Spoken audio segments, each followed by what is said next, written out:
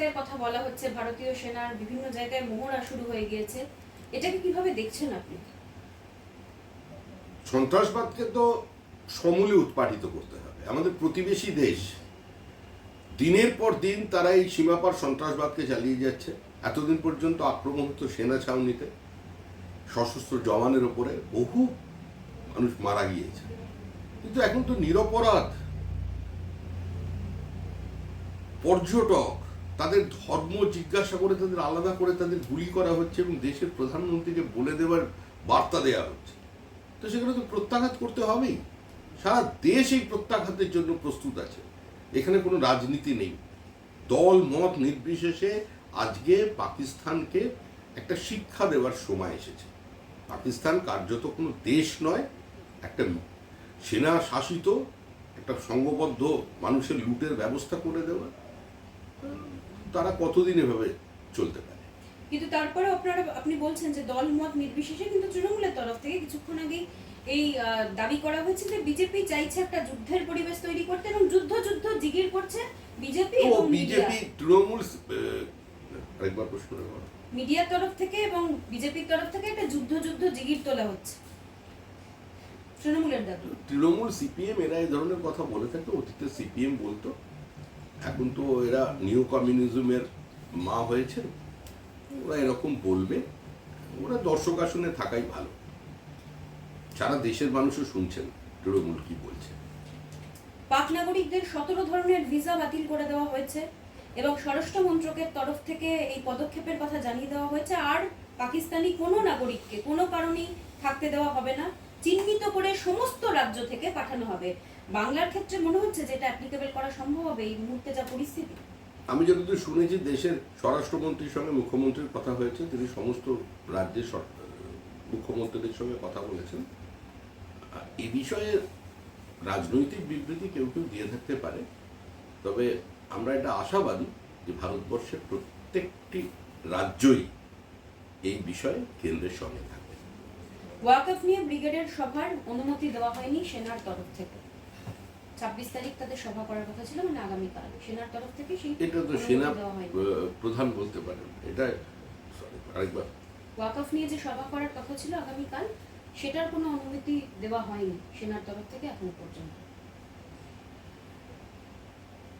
এটা সেই সংশ্লিষ্ট সেনার দপ্তর বলতে পারে, তার আধিকারিক বলতে পারে, আমি তো তাদের মুখপাত্র নই। ওখানে কোনো সভা করতে গেলে সেনার অনুমতির প্রয়োজন, জমিটা তাদের। তারা কেন দেননি বা রাজ্য সরকারের পক্ষ থেকে সেনার সঙ্গে কি কথা বলা হয়েছে সেগুলো আমার জানা নেই। কোনো বিশেষ কারণে হয়তো এখন অনুমতি আসেনি। অনুমতি দেবেন কি দেবেন না এটা আমাদের জানার কথা না। এই ইনপুটও আসছে যে লস্করের যিনি কমান্ডার লাল্লি, তাকেও ভারতীয় সেনার তরফ থেকে খতম করে দেওয়া হয়েছে এবং আলতাফ লাল্লি তিনি লস্করের হয়ে এখানে বড়সড় আরো একটি অপারেশনের ছক কষছিলেন। কেউ বাকি থাকবে না। যারা এই ঘটনা ঘটিয়েছে পৃথিবীর যে কোনো প্রান্তে থাকুক না কেন, যে মেরুতেই থাকুক না কেন, তাদের নিকেশ করে দেওয়া হবে। এটাই ভারত সরকারের অবস্থান এবং এই অবস্থানে সারা দেশ এক জায়গায় দাঁড়িয়ে আছে। সমস্ত রাজনৈতিক দল আজকে সরকারের সঙ্গে থাকবে, ঐক্যবদ্ধ থাকবে। এখন আর কোনো সরকার নেই, এখন প্রশ্ন হচ্ছে ভারতবর্ষ। এখানে সমস্ত রাজনৈতিক দল, সমস্ত মতবাদ সমস্ত ভুলে গিয়ে দেশের অস্মিতার প্রশ্নে এবং এই সন্ত্রাসবাদকে, যেটা মানব সভ্যতার অভিশাপ, এই ধর্মীয় মৌলবাদী সন্ত্রাসবাদ, ইসলামিক সন্ত্রাসবাদ, একে উৎপাটিত করবে। দেশের নাগরিক হিসেবে আপনি যেমন বললেন যে ভারতীয় অস্মিতাকে চ্যালেঞ্জ ছোড়া হয়েছে পাকিস্তানের তরফ থেকে, একজন সাধারণ নাগরিক হিসেবেও এই মুহূর্তে আপনি কি চাইছেন, কি পরিস্থিতি তৈরি করতে চাইছেন এবং কি চাইছেন? আপনার দাবি কি? আমি কোনো রাজনৈতিক ব্যক্তিত্বই হই কিংবা সাধারণ মানুষ হই, দিনের শেষে আমরা সবাই ভারতীয়। দেশের প্রধানমন্ত্রী কোন দলের সেটা বড় বিষয় নয়, কিন্তু প্রধানমন্ত্রী এই দেশের নামের সঙ্গে সম্পৃক্ত। আজকে যদি এই দেশের প্রধানমন্ত্রী শ্রীমতী গান্ধী হতেন কিংবা রাজীব গান্ধী হতেন, আমাদের অবস্থা নিয়ে একই থাকত, যে এদের শেষ করতে হবে, এর শেষ দেখার প্রয়োজন আছে। এইখানে আপনি যখন শ্রীমতী গান্ধী থাকলেও বিজেপির অবস্থান একই থাকতো বলছেন, ঠিক সেই সময় দাঁড়িয়ে পেহেলগাঁও হামলার পর শিবসেনা ইউবিটির রাজ্যসভার সাংসদ সঞ্জয় রাউতের এক্স হ্যান্ডেলে পোস্ট, ইন্দিরা গান্ধীর ছবি শেয়ার করে তিনি লিখেছেন, আজ দেশ ইন্দিরা গান্ধীকে খুব মিস করছে। সঞ্জয় রাউত তিনি এক্স হ্যান্ডেলে পোস্ট করেন যে আজ দেশ ইন্দিরা গান্ধীকে মিস করছে। আমি সঞ্জয় রাউতকে এই মুহূর্তে তার সম্পর্কে কিছু বলতেও চাই না, আমরা সমালোচনাও করতে চাই না। সঞ্জয় রাউতকে মহারাষ্ট্রের মানুষও চেনেন এবং দেশের মানুষও কিছুটা চেনেন। ইন্দিরা গান্ধী যখন এই অবস্থান নিয়েছিলেন তখন প্রথম যিনি এগিয়ে এসেছিলেন ৭১-এর যুদ্ধে তার নাম অটল বিহারী বাজপেয়ী। আর সেই সময় বালা সাহেব ঠাকরে স্বর্গীয়, তার কি অবস্থান ছিল আর আজকে সঞ্জয় রাউতের কি অবস্থান সেটাও দেশের মানুষ জানেন, মহারাষ্ট্রের মানুষ বিশেষ করে জানেন। হুগলির রিসরায় বাড়ি বিএসএফ জওয়ান পুনম কুমার সাহের। পাঞ্জাবের সীমান্তে কর্মরত পুনম পাকিস্তানে ঢুকে গিয়ে রেঞ্জারদের হাতে বন্দী হয়ে পড়েন। গতকালই বিজেপি চলে গিয়েছিল তার বাড়ি। আজকে প্রদেশ কংগ্রেস সভাপতি বাড়িকে সমবেদনা জানিয়েছেন। এই প্রেক্ষাপটে কিভাবে দেখছেন আপনারা? জওয়ানকে ফিরিয়ে আনা নিয়ে অমিত শাহ যাতে সক্রিয় হন, সেটাই তো ডিমান্ড হওয়া উচিত। ভারত সরকার সম্পূর্ণ সক্রিয়, দেশের গৃহমন্ত্রী সম্পূর্ণ সক্রিয়। একটা ভালনারেবল সিচুয়েশনের মধ্যে দেশ যেভাবে পারে যত রকম প্রচেষ্টা করতে পারে তাকে ফিরিয়ে আনার জন্য চেষ্টা চালিয়ে যাচ্ছে। এসএসসির আন্দোলনকারীদের একটা অংশ তারা ইতিমধ্যেই তাদের যে অবস্থান সেই অবস্থান থেকে তারা উঠেছেন, কিন্তু তারা বলছেন যে আন্দোলন চালিয়ে যাবেন। কিন্তু একটা প্রশ্ন উঠেছে যে চিন্ময় রায় যিনি আন্দোলনের নেতৃত্ব দিচ্ছেন, এই আন্দোলনকে ভেঙে দেওয়া, আন্দোলনকে টুকরো টুকরো করে দেওয়া, সেই জন্য এই ছেলেটিকে প্ল্যান করা হয়েছিল এবং স্বাভাবিকভাবেই এই অযোগ্য হবে যখন তৃণমূলের নেতৃত্ব দিচ্ছে, মানে তৃণমূলের দ্বারা পরিচালিত হচ্ছে, এটা সকলেরই জানা। এবং যে ভাষায় সেদিন মঞ্চ থেকে সে শুরু করেছিল তাদের অবস্থান, তাদের সম্পূর্ণভাবে সুপ্রিম কোর্টকে চ্যালেঞ্জ করছে, ঘুরিয়ে দুর্নীতিকে ওপরে দাঁড়িয়ে সমর্থন করছে। সেখানে যারা যোগ্য তাদের কণ্ঠস্বর কোথায় শোনা গেল?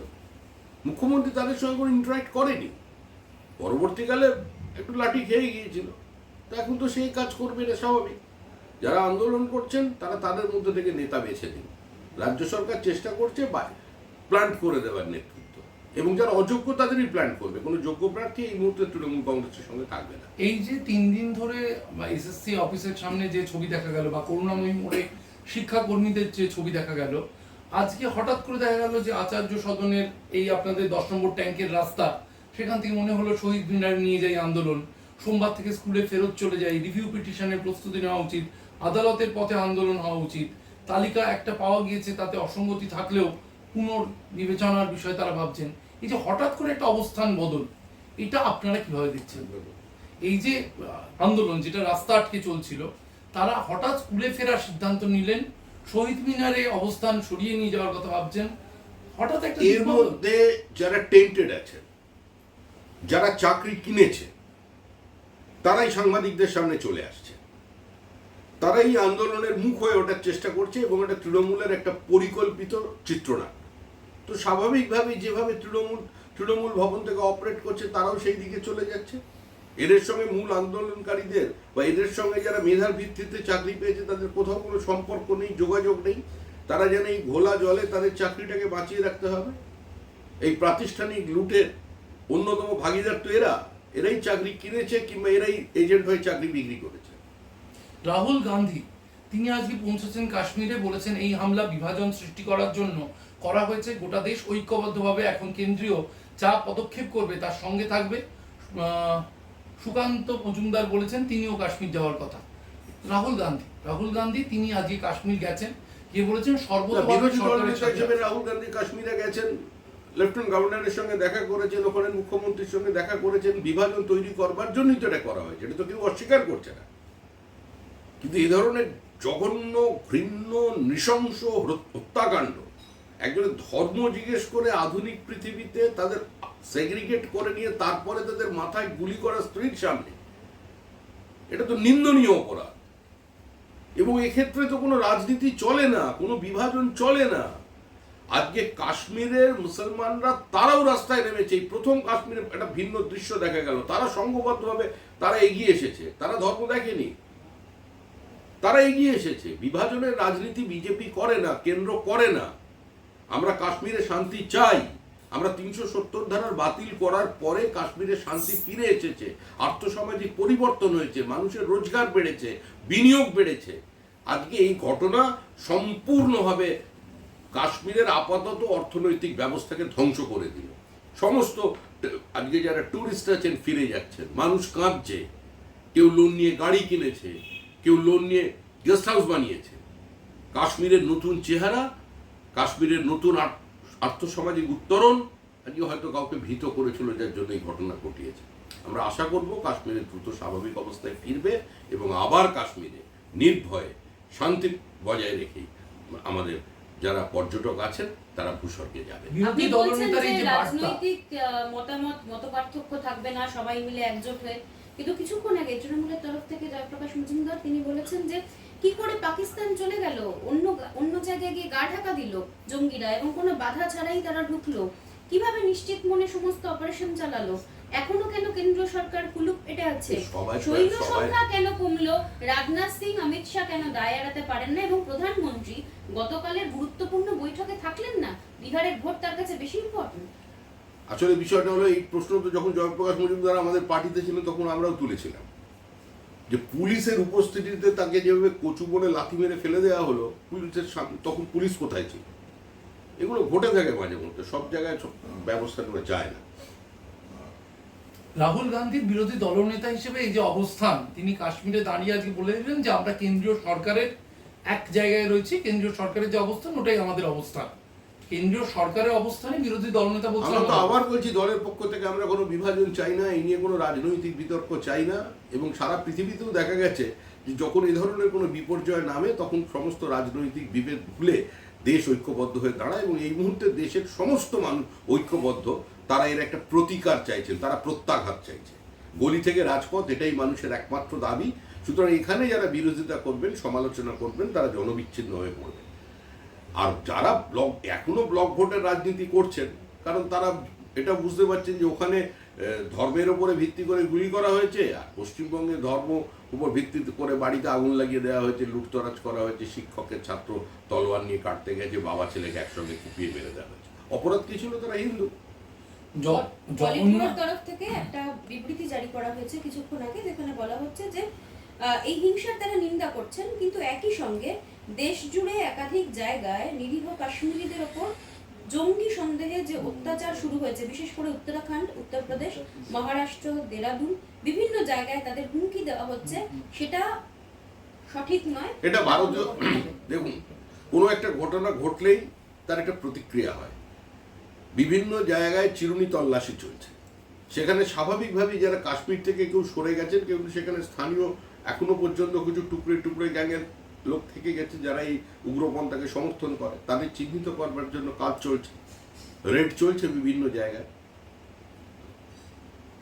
মানে সিপিআইএম এর অবস্থান চিরকালই কাশ্মীরের পক্ষে ছিল, মানে আজাদ কাশ্মীর বা কাশ্মীরের বিচ্ছিন্নতাবাদী আন্দোলন, এটা ওরা চিরকালই সমর্থন করে এসছে। এখন কাশ্মীরের মানুষ রাস্তায় নেমেছে ভারত সরকারের পক্ষে, পর্যটকদের মৃত্যুর বিরুদ্ধে, পাকিস্তানের বিরুদ্ধে, এটা সিপিআইএম হজম করতে পারছে না, এই জন্য এসব বলিউড করেছে। ফিরাদ হাকিম বলছেন যে কিছুক্ষণ আগেই তিনি বলেছেন যে সিরিয়াসলি যদি বর্ডার সিকিউরিটি ফোর্স বর্ডারে মনিটরিং করতো তাহলে তো এটা হতো না। ফিরাদ হাকিম একটু দেখুন না যে ওনার যে মিনি পাকিস্তান আছে ওখানে বর্তমান অবস্থাটা কি আছে। ওখানে গিয়ে পোর্টে অন্য কোনো মানুষ কাজ করতে পারছে, ঢুকতে দেওয়া হচ্ছে। উনি একটু যান মুর্শিদাবাদে, জঙ্গিপুরের মানুষদের পাশে দাঁড়ান, যেখানে বাবা ছেলেকে কুপিয়ে খুন করা হচ্ছে শুধুমাত্র হিন্দু হওয়ার অপরাধে। ওই বিষয়টা উনি দেখুন, এখন ওনাকে কাশ্মীর নিয়ে না ভাবলেও চলবে। ওটা দলের অন্যান্য নেতা আছে ওদের, তারা বুঝে নেবে। জগন্নাথ মন্দির উদ্বোধনের দিন কাঁথিতে সনাতনী সমাবেশের ডাক দেওয়া হয়েছে এবং তার অনুমতি চেয়ে মামলা করা হয়েছিল হাইকোর্টে। আজকে শুনানি শেষ হয়েছে, সোমবার রায় হবে।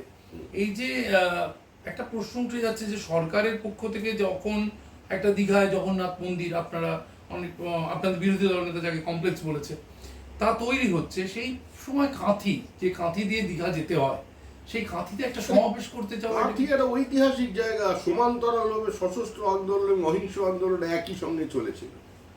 যে কাঁথিতে মহাত্মা গান্ধী গেছেন, নেতাজি সুভাষচন্দ্র বসু গেছেন, দেশবন্ধু চিত্তরঞ্জন দাস গেছেন, বীরেন শাসমল গেছেন, যার অনতিদূরে স্বাধীন সরকার তৈরি হয়েছিল, সেই কাঁথির মানুষ যদি ভারতীয় সভ্যতা সংস্কৃতি পরম্পরাকে ধরে রেখে যদি তারা যেটা বললেন সনাতনী সভা করে, তো সকলের অত্যন্ত সহজ সরলভাবে আনন্দের সঙ্গে সেটাকে গ্রহণ করা উচিত এবং সেই সমাবেশে যোগদান করা উচিত।